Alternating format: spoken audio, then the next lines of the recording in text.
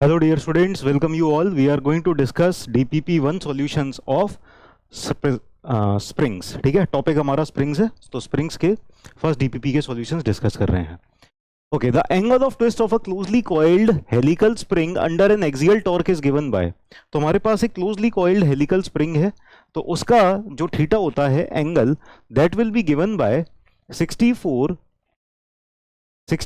p r square n upon G D to the power 4. ठीक है, ये होता है हमारे पास फॉर्मूला. अब p इंटू आर, ये क्या हो जाएगा, हमारे पास स्प्रिंग है और स्प्रिंग के ऊपर हमने फोर्स लगा रखी है, लेट अस से p. ठीक है, p force is acting on the spring, और ये जो रेडियस है r, this is like this, ये रेडियस है. ठीक है ना, तो किसी भी जगह पर अगर आप देखोगे तो टॉर्क कितना एक्ट कर रहा होगा, टॉर्क हो रहा होगा सेंटर के अबाउट जो लोड जा रहा है इनटू इसका परपेंडिकुलर डिस्टेंस हो जाएगा रेडियस के बराबर. तो इससे जो टॉर्क आ जाएगा हमारी स्प्रिंग के अंदर, टॉर्क आ जाएगा P इंटू आर. तो इसको हम ऐसे भी लिख सकते हैं 64T RN divided by G D to the power 4. अब यहां पर एक और चीज हम कर सकते हैं, क्योंकि आंसर दिया हुआ है डी में, डायमीटर में दिया हुआ है, तो रेडियस में आंसर नहीं दिया हुआ. तो ये जो छोटा एलिमेंट था ये तो रेडियस के बराबर था. ठीक है ना, अगर हमको डायमीटर चाहिए तो डायमीटर क्या हो जाएगा 2r के बराबर, 2r will be equal to d. तो यहां पर इससे 2 निकाल के इसमें मल्टीप्लाई कर देते हैं, तो यहां पर बचा रह जाएगा 32, 64 की जगह आ जाएगा 32, और यहां से जो 2 निकाल के r में मल्टीप्लाई कर दिया 2r हो गया, ये बन जाएगा डायमीटर के बराबर. तो ये हो जाएगा 32 TDN divided by G D to the power 4. तो हमारे पास जो एंगल ऑफ ट्विस्ट आ जाएगा that will come out to be 32 TDN upon G D to the power 4. Correct answer will be option A. Option A सही answer हो जाएगा. ठीक, चलिए नेक्स्ट क्वेश्चन पर चलते हैं. नेक्स्ट क्वेश्चन हमारे पास, the deformation of a spring produced by a unit load is called. तो deformation of spring, deformation produced by unit load. देखो, डिफॉर्मेशन प्रोड्यूस्ड बाय लोड, तो एक यूनिट लोड की वजह से कितना डिफॉर्मेशन प्रोड्यूस हो सकता है. अगर एक यूनिट लोड की वजह से, यानी मान लो 1 किलो न्यूटन का लोड है, 1 किलो न्यूटन के लोड की वजह से ज्यादा डिफॉर्मेशन प्रोड्यूस हो रहा है तो वो ज्यादा फ्लेक्सिबल है, और अगर 1 किलो न्यूटन लोड की वजह से कम डिफॉर्मेशन ही आ पा रहा है तो वो कम फ्लेक्सिबल है. ठीक है ना, तो जितना ज्यादा डिफ्लेक्शन आ जाएगा पर यूनिट लोड, उसकी फ्लेक्सिबिलिटी उतनी ज्यादा हो जाएगी. This is called as flexibility. और इसी का उल्टा अपोजिट टर्म हो जाता है स्टिफनेस. स्टिफनेस क्या हो जाता है, फ्लेक्सिबिलिटी हो जाती है एक यूनिट लोड से अगर ज्यादा डिफ्लेक्शन हुआ तो ज्यादा फ्लेक्सिबल, और कम डिफ्लेक्शन हुआ तो कम फ्लेक्सिबल. यानी ये टर्म अगर ज्यादा हो गई तो फ्लेक्सिबिलिटी ज्यादा, ये टर्म कम हो गई तो फ्लेक्सिबिलिटी कम. इसका उल्टा हो जाता है स्टिफनेस. स्टिफनेस क्या हो जाता है, load required for unit deflection. यानी एक यूनिट डिफ्लेक्शन आपने किया, मान लो 1 mm डिफ्लेक्शन किया, उसके लिए आपको बहुत ज्यादा लोड लगाना पड़ रहा है तो ज्यादा स्टिफ है. और अगर एक यूनिट डिफ्लेक्शन के लिए कम लोड लगाना पड़ रहा है, बहुत ही छोटे से लोड पे ही एक यूनिट डिफ्लेक्शन हो जा रहा है, तो वो कम स्टिफ है. ठीक है, तो फ्लेक्सिबिलिटी और स्टिफनेस एक दूसरे के उल्टे होते हैं. यहां पर पूछा गया है deformation per unit load, deformation produced per unit load, that is flexibility. Correct answer हो जाएगा हमारे पास option B. Option B will be the correct answer. ठीक है, next, the predominant effect of an axial tensile force on a helical spring. तो हमने class में देख रखा है, हेलिकल स्प्रिंग है, उसके ऊपर अगर हमने टेंसाइल फोर्स लगा दी तो उसका जो मेन इफेक्ट आता है, प्रीडोमिनेंट इफेक्ट आता है, वो आता है ट्विस्टिंग. टॉर्जन आता है, ट्विस्टिंग आती है उसके अंदर. ठीक है ना, तो और जो मैक्सिमम शियर स्ट्रेस आती है वो कितनी आती है, मैक्सिमम शियर स्ट्रेस आती है 16 WR upon pi D cube. ठीक है, यहां पर जो डायरेक्ट शियर की वजह से जो फोर्स आ रही होती है वो इग्नोर हो जाती है, क्योंकि बहुत छोटी होती है वो. ठीक, चलिए नेक्स्ट क्वेश्चन पर चलते हैं. Equivalent stiffness of 2 springs of stiffness S1 and S2 joint in series is given by. देखो, हमारे पास 2 स्प्रिंग है, एक स्प्रिंग इस तरह से, इसकी स्टिफनेस है S1, और दूसरी स्प्रिंग है हमारे पास इस तरह से, इसके साथ ही सीरीज में कनेक्टेड है, और इस सीरीज की स्टिफनेस है S2.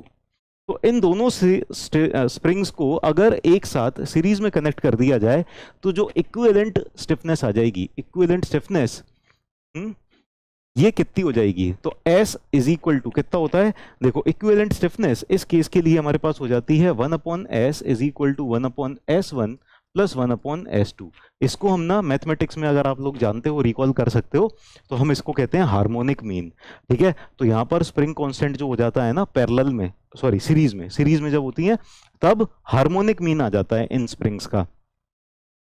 इसको अगर सिंप्लीफाई करें तो S आ जाएगा हमारे पास S1 S2/S1 + S2। ये आ जाएगा हमारे पास spring constant, equivalent spring constant. तो correct answer will be option A. Option A हमारे पास करेक्ट आंसर हो जाएगा। ठीक है, चलिए आगे चलते हैं। Next question, consider the following statements. तो हमारे पास कई कुछ स्टेटमेंट्स हैं, देखना है कौन से सही है। The deflection of a closed helical spring due to axial load is inversely proportional to the modulus of rigidity। तो अगर हम डिफ्लेक्शन और मॉडुलस ऑफ रिजिडिटी की बात करें, तो अगर मॉडुलस ऑफ रिजिडिटी ज्यादा है तो डिफ्लेक्शन ज्यादा आएगा कि कम आएगा? अगर मॉडुलस ऑफ रिजिडिटी ज्यादा है यानी वो रिजिड ज्यादा है, यानी वो हार्ड ज्यादा है, टाइट ज्यादा है, कड़ा है ज्यादा, ठीक है, तो डिफ्लेक्शन क्या आएगा? कम आएगा। तो देखा जाए तो जब मॉडुलस ऑफ रिजिडिटी बढ़ जाएगा तो डिफ्लेक्शन कम हो जाएगा, और जब मॉडुलस ऑफ रिजिडिटी कम हो जाएगा तो डिफ्लेक्शन बढ़ जाएगा। ठीक है ना? ठीक, तो क्या ये इनवर्सली प्रोपोर्शनल होंगे? Yes, they will be inversely proportional. Correct answer will be option 1। Option 1 तो सही हो गई, फिर बाकी के और स्टेटमेंट्स देखते हैं। स्टेटमेंट 1 तो सही है, stiffness of a closed coil helical spring with axial load is directly proportional to the modulus of rigidity. तो स्टिफनेस जो होती है, स्टिफनेस क्या होती है? Stiffness is load per unit deflection. ठीक है, और अभी हमने देखा था कि deflection is inversely proportional to G, तो यानी के जो है, K is inversely proportional to deflection हो गया है, और डिफ्लेक्शन खुद इनवर्सली प्रोपोर्शनल टू जी है, यानी ये क्या हो जाएगा? यहां से आ जाएगा के जो स्टिफनेस है that is directly proportional to, stiffness is directly proportional to G. ठीक है, तो stiffness of a closed coil helical spring with axial load is directly proportional to the modulus of rigidity. ये भी सही हो गया, करेक्ट आंसर हो गया। ठीक है, तो स्टेटमेंट 1 और 2 तो सही हो गए, थर्ड वाला देख लेते हैं। Stiffness of a closed coil helical spring with axial load increases with increasing radius of the spring. तो देखो, स्टिफनेस का जो फॉर्मूला होता है ये क्या होता है? G d⁴ P नहीं आता यहां पर, 64r³ n।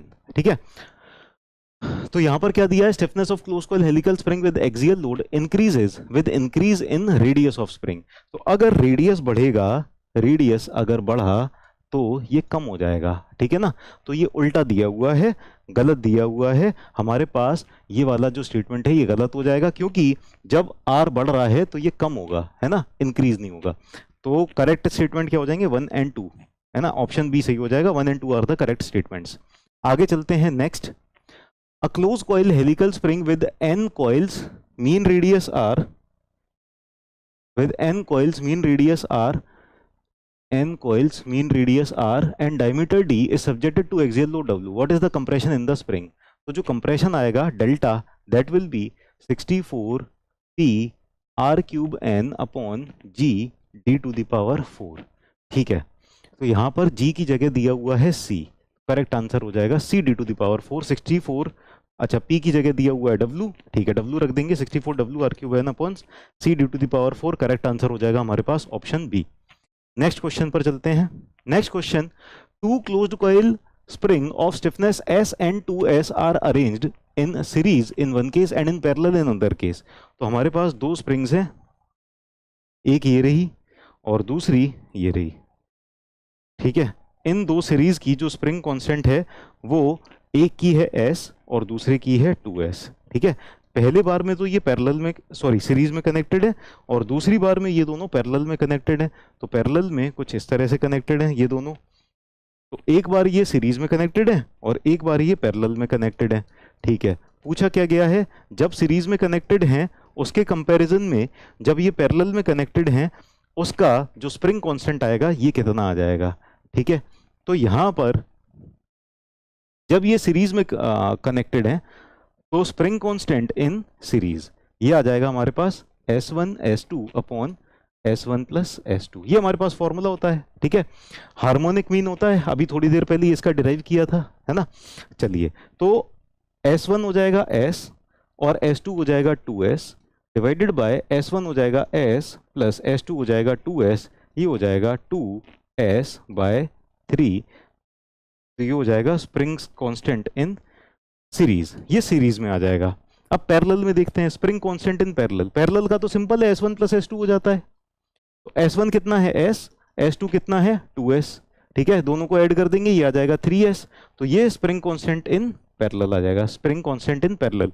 तो स्प्रिंग कांस्टेंट इन सीरीज और स्प्रिंग कांस्टेंट इन पैरेलल, इन दोनों का रेशियो निकालना है। Spring constant in series divided by spring constant in parallel, ये आ जाएगा 2S/3, 2S/3 इनटू ये आ जाएगा 3S।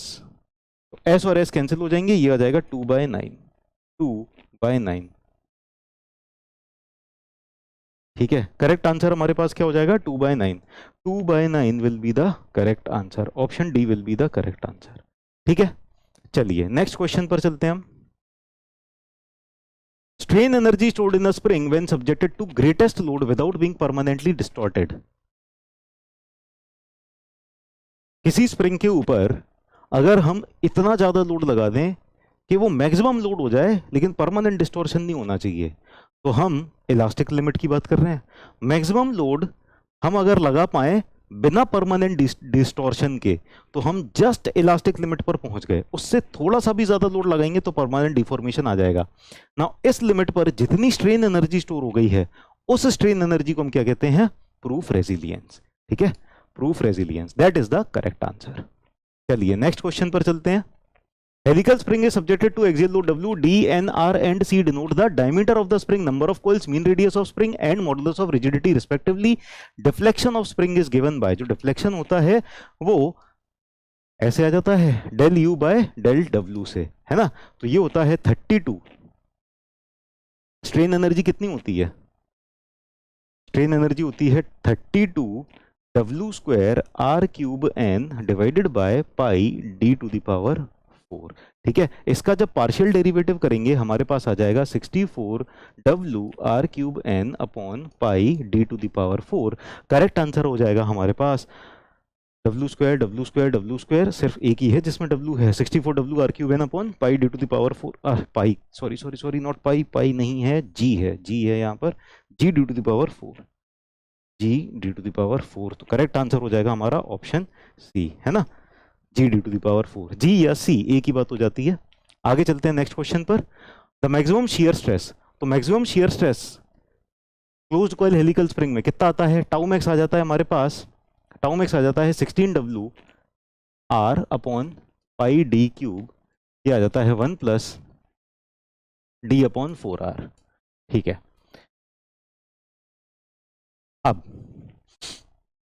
D अपॉन 4R, इसकी जो वैल्यू होती है 1 के रिस्पेक्ट में बहुत ज्यादा कम होती है, ठीक है। सो D upon 4R much less than 1, तो 1 के कंपैरिजन में हम इसको इग्नोर कर सकते हैं, इसको नेग्लेक्ट कर सकते हैं। So this will be neglected. हमारे पास आ जाएगा 16 WR upon pi D³, this will be maximum shear stress, ठीक है। तो 16 WR अपॉन पाई D³ ये आ जाएगा, option A will be the correct answer, ठीक है। तो ये सारे के सारे क्वेश्चंस थे हमारे ये वाली DPP में। मिलते हैं अगली DPP में, बाय बाय।